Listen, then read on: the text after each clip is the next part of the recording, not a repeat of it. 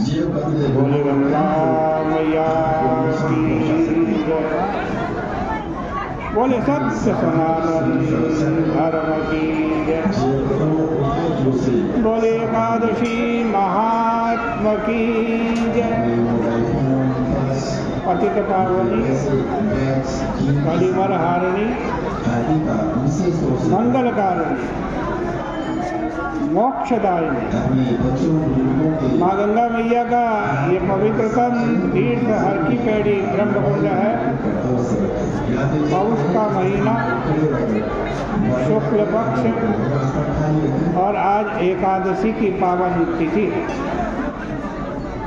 युधिष्ठिर भगवान श्री कृष्ण से प्रश्न कर रहे हैं, त्वया कृष्ण सफल एकादशी शुभा अभयस्वप्रसादेन शुक्ला पौषस्य या भवे।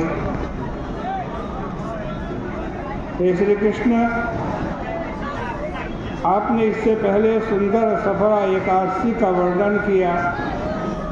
अब कृपा करके पौष शुक्ल एकादशी का वर्णन कीजिए। उसका नाम क्या है, उसकी विधि क्या है?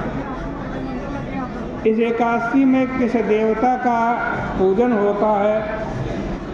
हे पुरुषोत्तम, हे ऋषिकेश, किस एकादशी के व्रत से आप प्रसन्न होते हैं? श्री कृष्ण भगवान बोले, हे राजन, लोगों के उपकार के लिए पौष शुक्ल एकादशी की विधि में कहता हूँ। हे राजन, एकादशी का व्रत करें, ब्रह्म मुहूर्त में उठें, स्नान करें, दंत धावन करें, संकल्प करें कि आज मैं एकादशी का व्रत करूंगा और भगवान का सारा दिन चिंतन करें, मन से, हृदय से।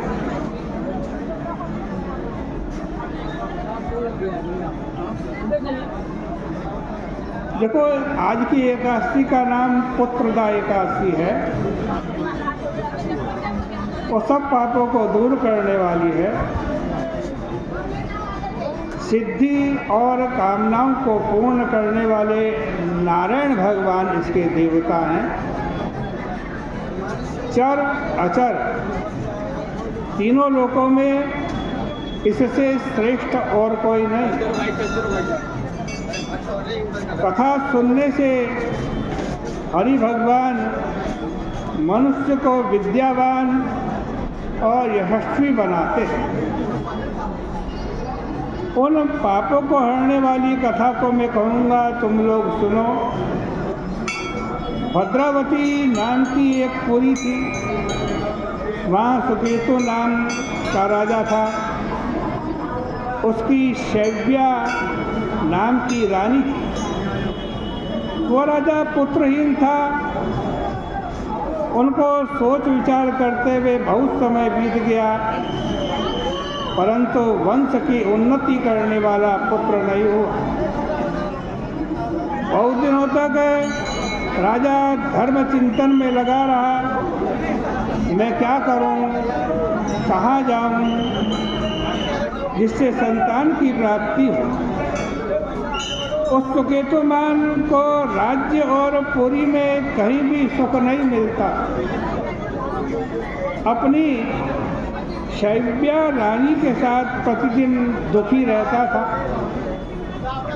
वे दोनों राजा रानी चिंता और शोक में मग्न रहते।